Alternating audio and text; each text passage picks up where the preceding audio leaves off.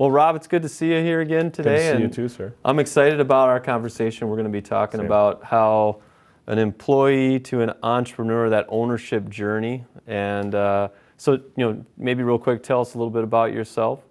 You're from FMJ and a lawyer at FMJ, and you're focused on what areas specifically? Yeah, so I'm in our corporate group and specifically focus on M&A, mergers and acquisitions, and do a lot of people help a lot of people move from sort of employee to buying a business is a big part of what I do, actually. So you actually do this quite a bit. So from that perspective, one of the things that I want to talk right about is this mindset shift idea.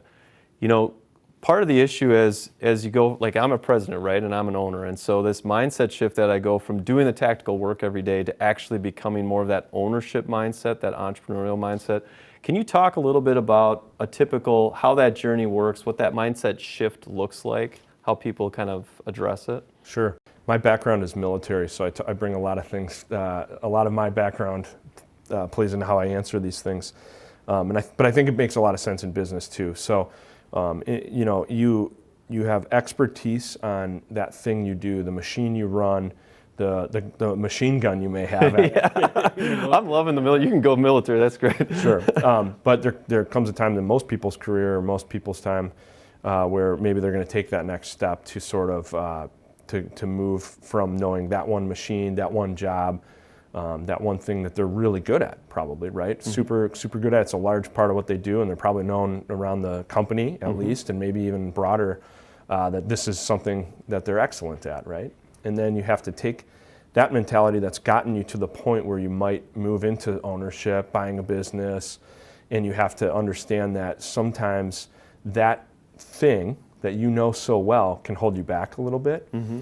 And it's good that you have that knowledge about that thing, but you need to have a little bit more breadth to your knowledge without maybe the same depth on a lot of things. Mm-hmm. So, an example might be someone who's been really good at operating machine, and now they're going to operate a little crew. Mm-hmm. They might not understand how to manage people, for example, and stuff like that.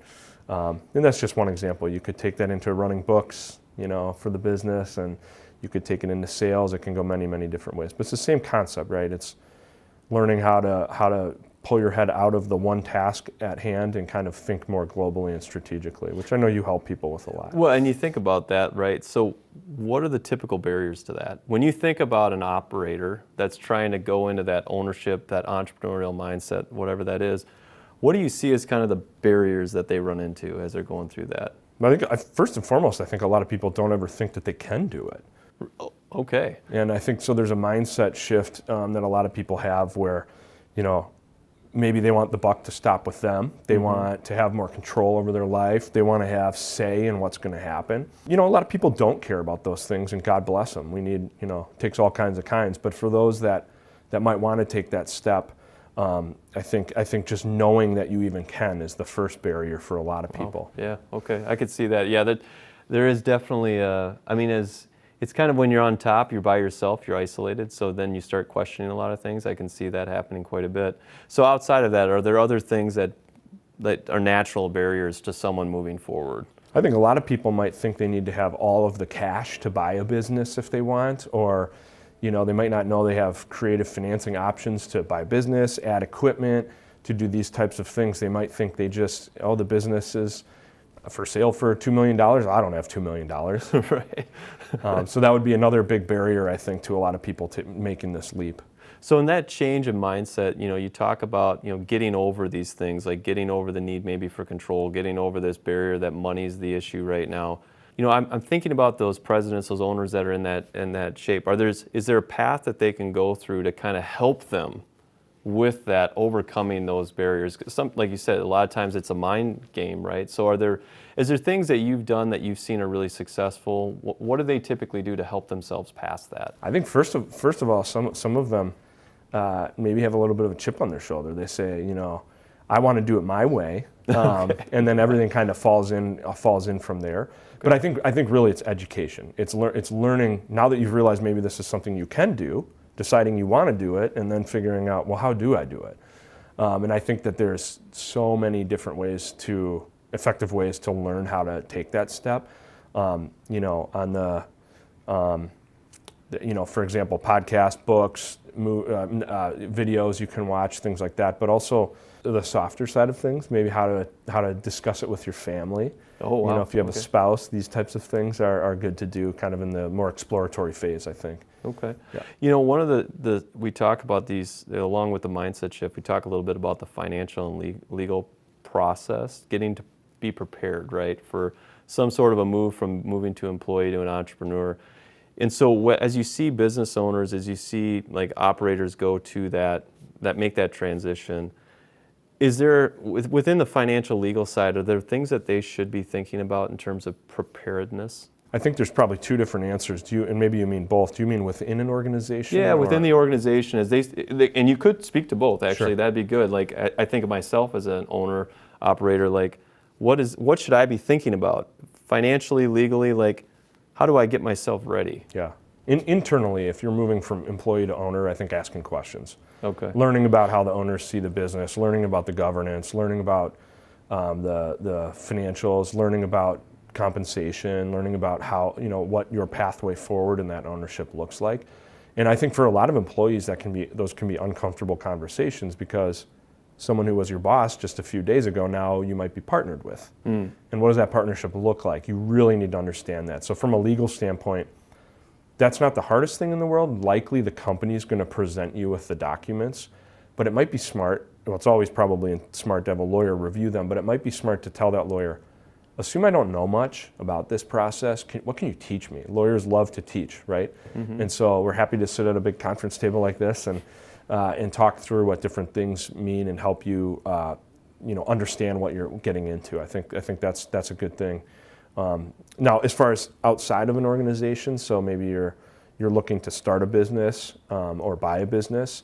If you're looking to start a business, and you're going to own all of it, there's probably not a ton you need to do on legal. You're going to form the LLC or have a lawyer form the LLC. You probably need a basic operating agreement. That's about it. I kind of tell people, you have a good idea. We have you the basic legal framework you need to go do it. Go make some sales. And then and then the legal problems will present themselves from there. Yeah. You know what I mean? Or legal opportunities, we could say. If you're going to buy some sort of existing business that has cash flow and profitability on day one, it's a whole different ballgame. That can be a huge process of, figuring out the debt, figuring out, do you need equity investors? Are you going to have partners? How do we delineate what partner is going to do what in this partnership, and getting it all done on paper as far as the governance, and then negotiating that deal if you're going to buy a business with the seller, right? And so a lot of these things, as we're talking through them, you might look at this, the people listening might have a couple different vantage points. You might be somebody that's in a business that is looking to potentially buy it from the current owners, but you don't have any ownership today.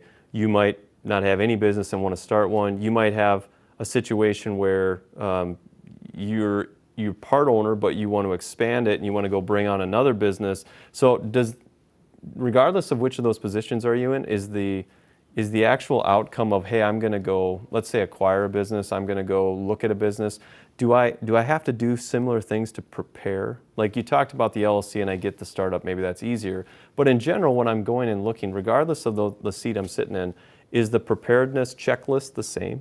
There's large parts of it that are the same. First and foremost, you got to get comfortable with the idea that there's not a guaranteed pay every 2 weeks on the same day and the same amount, right? Right. So regardless of any one of those paths you're going to take, that's a risk, because it is, that you need to accept and understand. And like I said earlier, that often includes family members, right?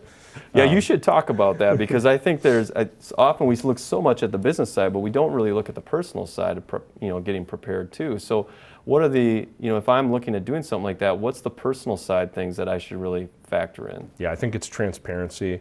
It's trying to figure out, is this a type of business I might need to actually come out of pocket for a while before I'm profitable? When I'm profitable, how reliable is that profitability going to be? Is it more level, or are there ebbs and flows throughout the year, like many businesses? What are we going to do during those ebbs and flows? Do we just get a big wire transfer in for a sale and then we take the kids to Disney World and burn it all? Or do we need to think about, there might be some lean months coming up? You chuckle, because I think for a lot of business owners, it's very basic stuff, but for someone making this leap, this can be a really difficult thing. You know, you're buying your own health insurance probably now. That can be way more expensive than people know.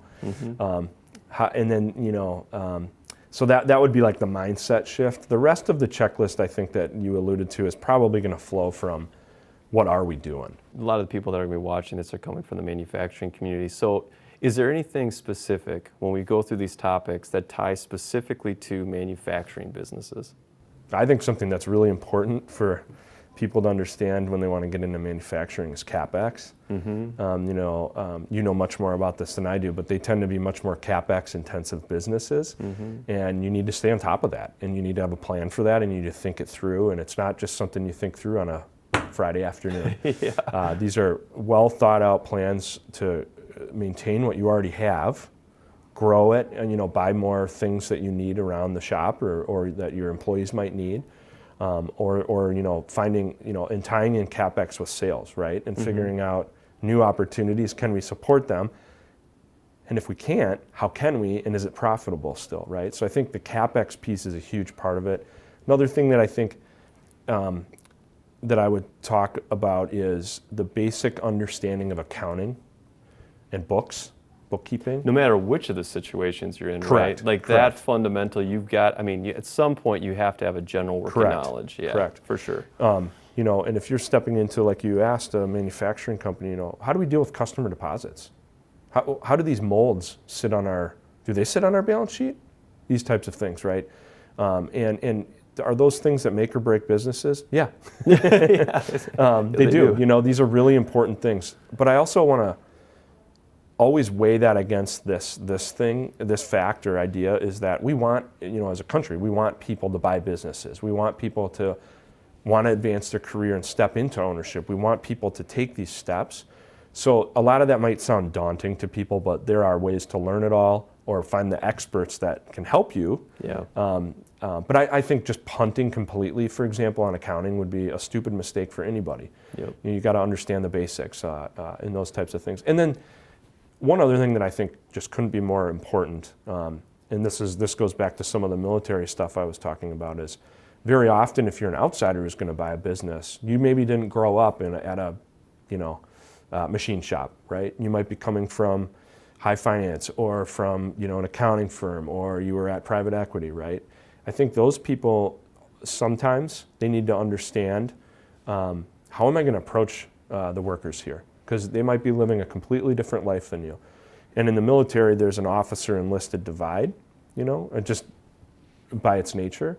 And you have to understand that when you're an officer, that the dynamic in the room changes a little bit, sometimes for the better, sometimes for the worse. Yeah. And the enlisted have to, you know, it's a balance, and you have to make sure you're not, you have to make sure that if you're the high finance guy, that you're not hiding in your office. Yeah. Walk the floor, talk to people, get to know them, show that you care about the machine they're operating, the life outside of work, right, a little bit. Without, in the military, we would call it fraternizing. That doesn't mean you're at the bar on Friday night having drinks with everybody all the time. You might do it occasionally or annually or something like that. But that tension, those things are just things that people stepping into ownership might not think about a lot, especially if you're coming from an employee role into ownership at a firm that you also then have to turn around and lead some of the people that you maybe were equal with a couple of years ago. So it's funny you bring up leadership. So in the last few weeks, I read Extreme Ownership by Jocko, which is great. But what was so telling was as he was going through and describing leadership in some of the worst potential situations you could ever deal with from a leadership standpoint, just how much of that is understanding and admitting and being vulnerable that you will never know as much as the people on the floor, and being okay with that. Correct. And I love that you brought that up, because when you move into that more of an ownership away from operator, move into the ownership away from employee, getting really comfortable with that everybody in the building knows more than you is actually a big move, because otherwise you can micromanage and actually drive things into the ground. So that's awesome. I have a really, like, to go back to a military example on that. So if you are an officer who is, I'll just use a personal example. I was on a deployment, on my first deployment, and we were reinforced with a mortar tube, platoon reinforced with a mortar tube and a machine gun section. And every single person in that platoon knew more about their weapon than I did, right? But I had to know enough about these weapons to properly employ them.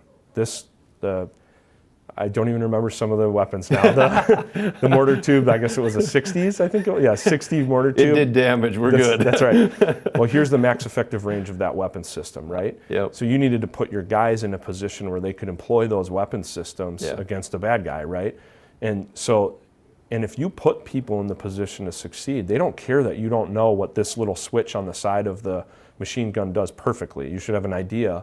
But that idea, I think, really translates well to management and business of you should expect that the people, the junior Marines, they were for me, the employees, understand that machine gun, understand that press better than you. You need to put them in a position to succeed operating that system or that press or that machine. Yeah, you and I can have a long conversation on leadership. That's awesome. So let's shift gears a little bit to peer groups. You know, one of the things you talk about in preparedness is that group of people around you that are helping you, right, through the process. And so from a peer group standpoint, is there a role to be played for peer groups or for a circle of influence or whatever you want to call it around you in these kind of transitions or getting prepped? So I'll go back to another military thing. As I've told you now, you're employing a platoon reinforced out in the middle of nowhere, right? Right. And there's the issue of you need to be in charge and portray calm calm and in control. But then, sometimes you find that other lieutenant, that other platoon commander, and you do have a moment where you're like, we need to talk. I need some help. How are you fixing this thing? I'm having some issues with these guys and stuff like that. And I cannot tell you in business how much successful entrepreneurs rely on peer groups. I mostly am helping people buy businesses these days. I do a lot of sell-side work, and our firm does a lot of sell-side work. And almost categorically, in that process, it comes out that a successful entrepreneur who's having a liquidity event that's maybe life-changing money will say that one of the most important things they had was a peer group along the way. So you might be operating a business in Sartell, Minnesota, and you might be the only shop in town that does anything remotely close to what you do, but there's a guy in Winona who runs something similar, or a gal down in Red Wing that runs something similar. And it might be adjacent industries, so you're not sharing the secret sauce. But getting together with those people, I would say the vast majority of successful entrepreneurs that we have that, so they can go there and sort of let their guard down and be more humble and try to learn about how they might solve some problems that probably go across a lot of industries. Can you share a specific story? I mean, you can leave the names out or whatever, but give an example of where you've seen someone successfully transact or go through that transition where they've gone from, maybe it's a manufacturing company, something else, where they've gone from employee to owner. I mean, plenty. I mean, this is, we'll close several dozen purchases of businesses this year, buy-side deals for people who are doing just that. And a large number of those are manufacturing businesses. And I think it's the one comes to mind from a few years ago.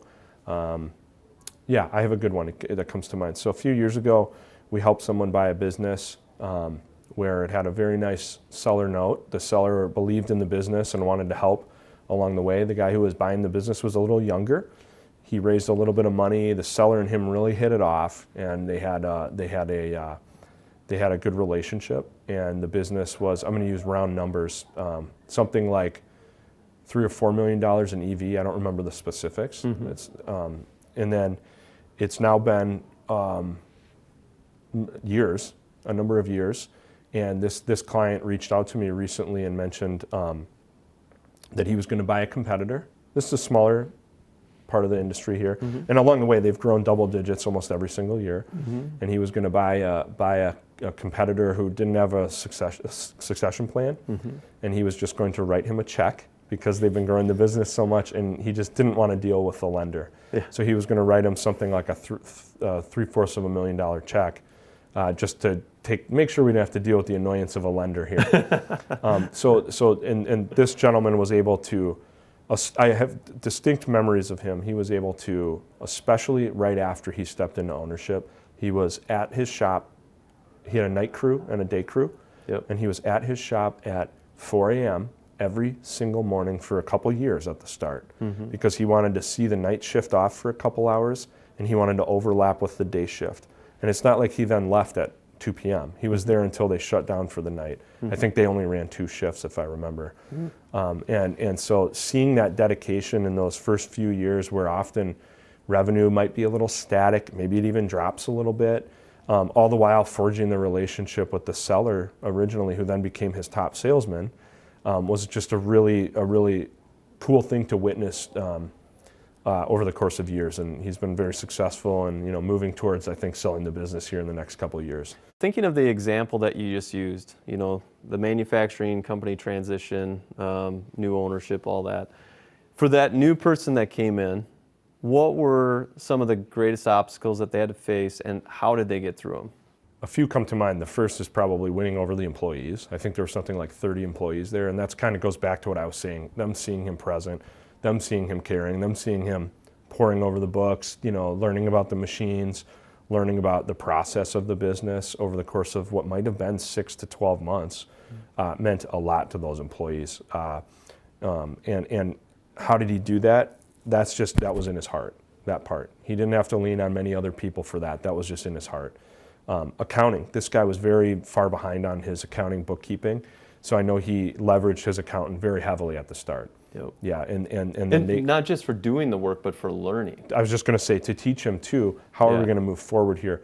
I'm not sure, but I think they've brought some, maybe some like CFO or controller type person in who's helped. But in those early years, he really learned a lot of the stuff. He didn't do it, but he learned how to make it all run and make the business run while keeping that in mind. Legal, he stepped into a business where he knew he had to renegotiate a union contract. Wow. Within about 30 months. And so, I spent some time talking to him about that. But a lot of that union contract was him working with the union, you know what I mean? And then he'd come and ask to help define terms and figure things out. So he kind of leveraged his lawyer, who's us, to help him learn some of those things. And then, I think there's been a few times where when he doesn't understand something and his employees don't know, he's brought in some sort of consultant type expert to help him on a limited basis. I don't think this guy in particular has any sort of running relationship with anyone in that world, but he's brought in experts as he's needed them to consult with. And I know that's been an important thing for him. Yeah, I think those would be a couple of the ways that he's overcome some issues at the start. Yeah, one of the challenges anytime you move into ownership, it's like a whole new horizon of things you got to learn, and you're getting master's degrees on a regular basis just going through that journey. Yeah. So with all of it that we've talked about, I guess, is there anything you would want to leave behind? Is there anything we haven't discussed, anything you want to leave behind for somebody that's looking at making this transition? The number one thing would be to ask yourself why you want to do it. And I think a lot of the answers will flow from that. If you want to do it because of money, that will keep you going for a while, and it will not work forever. That's interesting. And there needs to be a little bit more of a why. Now, money can be a huge part of it, and for a lot of people that are successful, it's the number 2 reason. Yep. But you got to figure out that number 1 reason, and maybe it's influence in your community, maybe it's building a better life for your family, maybe it's you want to do something fun. You've had some early successes, and you want to do something fun, right? You got to figure out that why. And I think getting the consensus from the stakeholders in your life is important. Your spouse, maybe your children if you have them. Do you need to talk to other mentors and people in your circle that you really care about? I think those are things that are really important, because even if it's just your why, if you don't have the consensus of the people who care, that's not quite enough to go on. And you brought it up. So I'd be really curious. Like, you've seen a lot of these. You've had a lot of at-bats at these. Those that have that why, talk about why is that so important? Like, what happens if they don't? What's the fail? Like, I'm just curious, like, describe that a little bit more. Yeah, I think it's the overall ability to conceptualize failure as a learning process. I think people that have a true why, they can look at a failure as really just an iteration, something they tried and it didn't work perfectly, and they're going to iterate on top of that and try to build success, or back up and go back a step and try to figure it out from there. And I think that because they don't look at it as pure failure. Correct. They look at it as just a learning piece. Yeah, and maybe awesome. A long time horizon too. If you're on a short time horizon, often those failures can hurt you a lot more than if you're on a long time horizon. I think those would be a couple things. That's awesome. So With that being said, then I would just say that if anybody else has any other questions for you or about this topic, they'll be able to see the link and click through and get to us and ask questions. But just encouraging, if nothing else, that we need people to be doing it. We you said absolutely earlier, do. we need more people doing this. It helps grow the economy. It helps bring more jobs into town. So we need people to take the plunge.